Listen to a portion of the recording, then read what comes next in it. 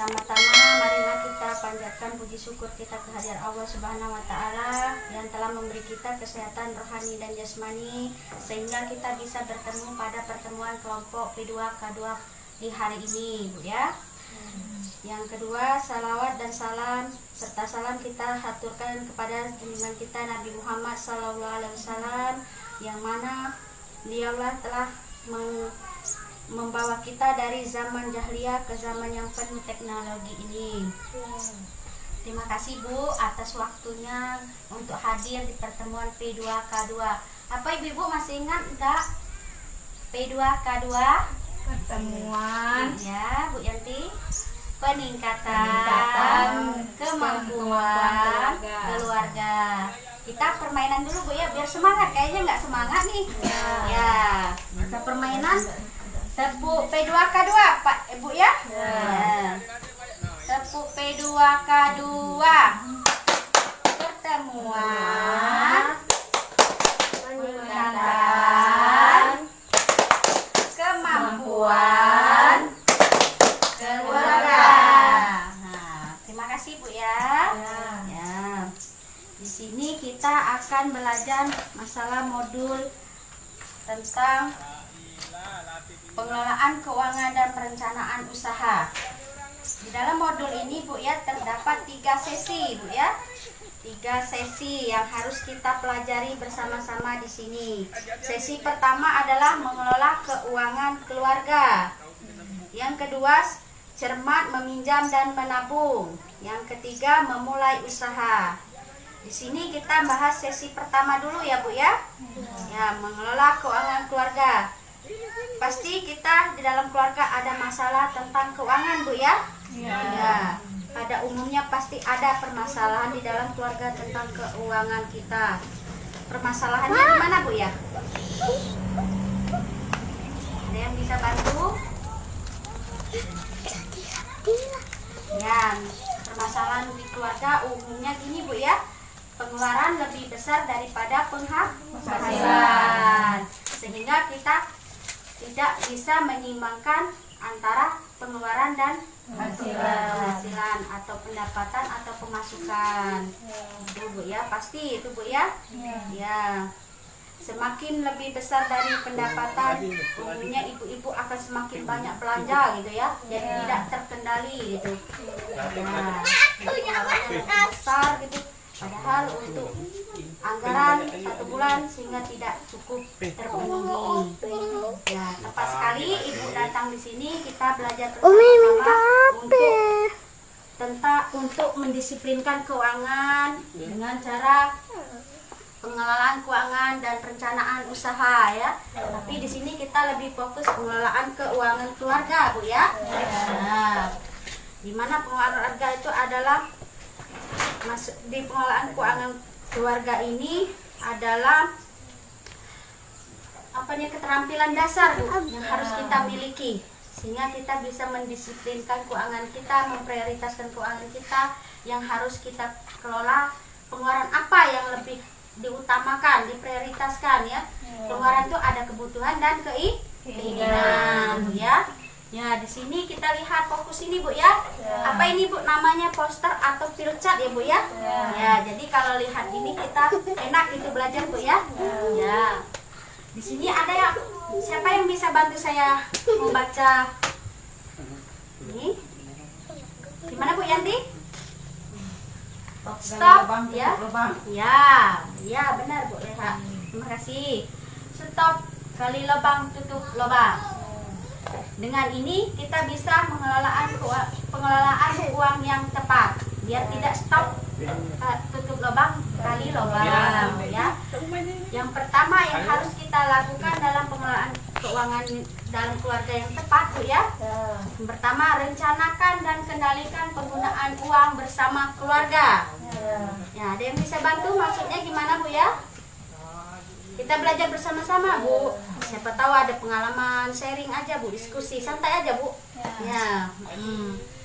Rencanakan dan kendalikan penggunaan uang bersama keluarga. Tentu kalau kita sudah berkeluarga, ada suami ya, orang tua mungkin kalau orang tua ikut sama kita ya, ya anak yang pasti ya. Ya jadi kita diskusikanlah sama keluarga kita, terutama sama suami Bu ya. Ya pengendalian atau pengeluaran apa saja yang harus kita kendalikan, yang harus kita prioritaskan Bu ya, biar seimbang antara pengeluaran dan pendapatan. Artinya di sini ada dua tipe atau sistem gitu Bu ya. Pengendalian keuangan ini kita lakukan secara bersama-sama kepada suami kita, anak kita, bahkan orang tua kita. Yang pertama yang harus kita lakukan adalah sistem amplop dan sistem catatan kas harian. Ya, sistem amplop ini Bu ya. Nih, contohnya Bu ya. Sistem amplop. Misal kita masukkan atau kasih nama, kita masukkan dalam amplop. Misalnya untuk bayar listrik. Ya, kita masukkan dalam amplop ini Bu ya, saya contoh. Nah, enak nanti langsung praktek Bu ya, biar kita bukan teori tapi pengennya ibu-ibu nanti bisa praktek langsung di rumah masing-masing. Nah kita tulis aja listrik misalnya ya, kita masukkan untuk pembayaran listrik selama 1 bulan misalnya Bu ya. Misalnya lagi untuk pembayaran anak sekolah ya, untuk uang jajan misalnya Bu ya, untuk beli susu dan lain-lain Bu ya. Itu contoh dalam kehidupan kita sehari-hari. Yang kedua dengan sistem catatan kas harian. Kayak gini Bu ya. Nih, catatan kas harian. Lihat Bu ya. Nah, di sini kita harus catat semua Bu. Pendapatan atau pemasukan dan pengeluaran setiap hari. Ya, nanti kita cek saldonya secara berkala. Maksud berkala ini mungkin setiap minggu ya kita cek, atau setiap bulan, biar terlihat saldonya min atau plus. Ya, jadi kita bisa mengendalikan pengeluaran dengan catatan kas harian ataupun dengan amplop, secara amplop Bu ya. Ya, di mana catatan harian dan kas amplop ini dominannya atau lebih baiknya kalau untuk amplop, secara amplop Bu ya, itu pendapatan yang lebih tepatnya Bu ya, pendapatan yang tidak tetap. Kalau untuk amplop itu pendapatan yang tetap. Nah, jadi dia punya penghasilan tetap. Lebih tepatnya dia menggunakan sistem amplop. Kalau sistem harian sebaliknya Bu ya, yang tidak tetap. Misalnya kita menyadap karet Bu ya, bisa penghasilan kita per minggu itu beda-beda ya. Nah, jadi harus pakai sistem catatan harian, atau yang lebih enak lah buat ibu nggak apa-apa ya, tapi berdasarkan teori seperti itu ya. Nah, kita masuk lagi gimana, ada yang sharing, ada pengalaman ibu-ibu sebelum masuk ke selanjutnya, tahapan selanjutnya. Yang selanjutnya ada bisa bantu saya atau sharing masalah keuangan di rumah tangga, sudah pakai sistem apa gitu. Apa kita langsung aja belanja aja Bu ya. Ya. Juga gimana Bu Yanti? Ada pengalaman? Nabung. Oh, ya. Tidak terlalu banyak kan? Ya. Itu bagus, sudah bagus Bu Yanti. Ya, nabung. Benar. Ya, terima kasih Bu Yanti. Tepuk dulu tangan Bu Yanti. Selanjutnya Bu ya, biasakan menabung dengan disiplin. Nih, sudah dipraktekkan oleh Bu Yanti. Bagus Bu Yanti ya. Ya, biasakan menabung dengan disiplin. Di sini kita menabung harus disiplin, benar kata Bu Yanti. Bukan harus besar ya. Ya, tapi secara terus-menerus. Ya, konsisten ya. Ya. Kalau di sini ibu-ibu pada arisan juga ya. Ya, itu arisan juga bagus itu. Intinya menabung juga itu Bu. Ya, di sini dalam menabung bukan dilihat dari besar kecilnya penghasilan, tapi terkadang Bu kalau kita dapat penghasilan yang besar, misal nabung secara pribadi ya, atau nabung di bank Bu ya. Ya, secara besar juga sesuaikan penghasilan kita, karena kita rata-rata di sini petani dan pedagang, Bu ya. Nah, kalau kita kecil pendapatannya per minggunya atau per bulannya, kita kecilkan juga, sesuaikan, Bu ya. Nah, untuk tahap selanjutnya ya, Bu ya, pertimbangkan dengan matang sebelum memutuskan berhutang. Ini gimana, Bu ya? Pada punya kredit semua ya, Bu ya? Kredit beli apa gitu? TV, beli kulkas. Kalau bisa kita tidak boleh terjerat dalam berhutang untuk hal-hal yang tidak penting gitu, keinginan gitu. Pas untuk keinginan, berhutang untuk keinginan, untuk memenuhi kebutuhan keinginan gitu, Bu ya. Kalau bisa, tapi harus, Bu ya, jangan, Bu ya. Nah, karena berhutang itu ya gimana, Bu ya, namanya berhutang kan kita mempunyai beban untuk membayar ya. Ya. Di sini kita dalam berhutang lebih baik karena untuk kebutuhan kita mendesak gitu, Bu ya, misalnya sakit ya. Nah, karena kebutuhan itu mendesak ya, karena pengeluaran untuk kebutuhan bukan keinginan. Jadi harus diprioritaskan antara keinginan dan kebutuhan. Ya, ada yang mau sharing tentang pengalaman atau kita belajar untuk selanjutnya jadi enak gitu dari pengalaman Ibu yang bisa kita ceritakan secara bersama-sama di sini. Apa, Bu, bedanya keinginan dan kebutuhan itu, Bu ya? Apa bedanya? Ya, beda gimana, Bu Leha? Keinginan itu untuk beli kulkas. Ya, nah, contohnya. Itu suci. Ya, kalau kebutuhan, Bu? Kebutuhannya beli beras, lauk pauk. Ya, benar Ibu Leha. Terima kasih Bu Leha atas prioritasnya, atas partisipasinya. Gimana kita harus membedakan ya. Nah, kebutuhan itu sesuatu yang harus kita penuhi. Kalau tidak penuhi menunda kehidupan kita. Ya benar kata Ibu Leha, makan, untuk beli beras kan. Kalau keinginan untuk beli kulkas, beli mesin cuci, itu bisa kita tunda, ya, karena tidak mengganggu kelangsungan kehidupan kita, Ibu ya. Ya. Di sini saya ada tugas, Bu ya. Tugas kita kasih tugas per kelompok, buat 4 kelompok aja, Bu ya. Ini saya kasih kertasnya. Silakan nanti kita belajar. Di sini lebih praktek, Bu ya. Karena kita akan menghitung anggaran selama 1 bulan, apa aja yang harus dikeluarkan atau yang tidak harus dikeluarkan selama 1 bulan. Silakan diambil, Bu ya, dulu. Ya. Sini ada film, Bu ya. Film tentang pengelolaan keuangan juga ini, sama dalam rumah tangga kita. Pasti ada kehabisan keuangan. Nih, kita fokus nonton filmnya dulu, Bu ya. Bu, aku berangkat. Mana uang buat jajan dan tabungannya, Bu? Duh, Ibu belum punya uang, Dewi. Kelihatan, Bu? Kelihatan. Bu, minta uang jajan dong. Ibu belum punya uang, Bu. Ya, Ibu beli tasnya kapan dong? Aku kan kepingin punya tas baru seperti teman-teman. Apalagi untuk beli tas baru, Ibu belum punya uang. Ibu ada uang. Bapak perlu pulsa dan rokok.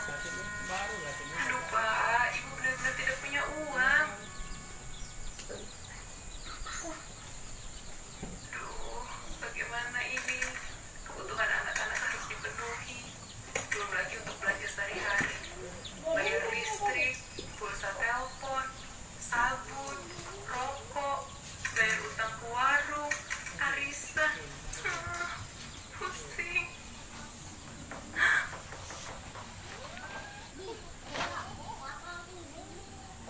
Gimana, Bu? Dari film Ibu Lili ini, Bu ya. Nama Ibu itu Ibu Lili. Dari kasus film Ibu Lili, ada yang bisa menanggapi apa terjadi apa ya dalam rumah tangganya? Keuangan ya. Keuangannya gimana, Bu? Tidak mencukupi.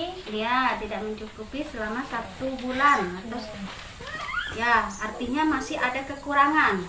Nah, karena Ibu Lili tersebut tidak bisa mengatur keuangan, benar kata Ibu Yanti, sehingga ada kekurangan untuk anggarannya dalam 1 bulan atau 1 minggu, kehabisan keuangan ya Bu ya intinya. Ya, di sini saya kasih sebuah diskusi atau contoh kasus setelah kita menonton film. Artinya kita tidak bisa mendisiplin keuangan, pasti ada kehabisan keuangan Bu ya. Ya, seperti Ibu Lili tadi pusing dia ya.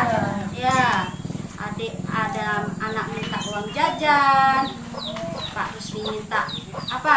Beliin rokok ya. Ya, belum ada hutang juga itu Bu. Ya, jadi kita di sini harus secara disiplin mengelola keuangan, prioritaskan dan harus bedakan antara kebutuhan dan keinginan Bu ya. Oke, saya kasih waktu untuk mengerjakan soal 5 menit aja Bu ya. Cukup nggak? Cukup ya Bu ya. Ya. Oke. Yang kelompok 1 kasus 1, kelompok 2 kasus 2, kelompok 3 kasus 3, kelompok 4 kasus 4 Bu ya. Ya, di sini kita lihat di buku modul halaman 13. Buka buku modulnya masing-masing Bu ya. Ya, nanti kita diskusikan lagi ya. Oke, sudah kita diskusikan di sini Bu ya. Lihat ini rata-rata per bulan pendapatan dan pengeluaran Ibu Lili. Ya. Arti di sini terjadi apa Bu? Rata-rata pengeluaran dan pendapatan Ibu Lili terjadi apa dalam rumah tangga mereka Bu? Terjadi minus Bu ya. Ya, karena dia tidak bisa membedakan antara kebutuhan dan keinginan. Jadi kalau membeli tas baru untuk anak itu keinginan atau kebutuhan Bu ya? Keinginan. Ya, keinginan. Sedangkan Ibu Dewi di sini dimasukkan atau dibelanjakan. Jadi minus dia. Ya. Untuk pulsa telepon Bu, itu kebutuhan. Ya benar. Kalau untuk susu Ita, kebutuhan. Uang jajan Bu, keinginan. Ibu keinginan Bu Yanti.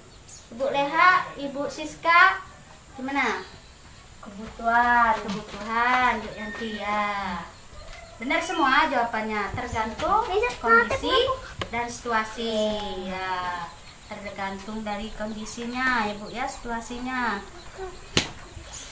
Bisa saja nggak usah pakai uang jajan, bawa bekal ya. Setelah itu kita sudah Bu ya, menonton film sudah, latihan soal kasus sudah Bu ya. Ya. Insya Allah kalau sudah ada pelatihan melihat kasus film, kita menangkap dalam otak kita dan bisa kita praktekkan. Bisa dipraktekkan Bu ya. Karena kalau teori saja nggak dipraktekkan, maka tidak ada gunanya gitu Bu ya. Nah, tadi sistem amplop dan sistem catatan harian. Ya, kita akhiri pertemuan ini dengan bacaan hamdalah. Alhamdulillahirobbilalamin. Terima kasih Bu ya atas waktunya.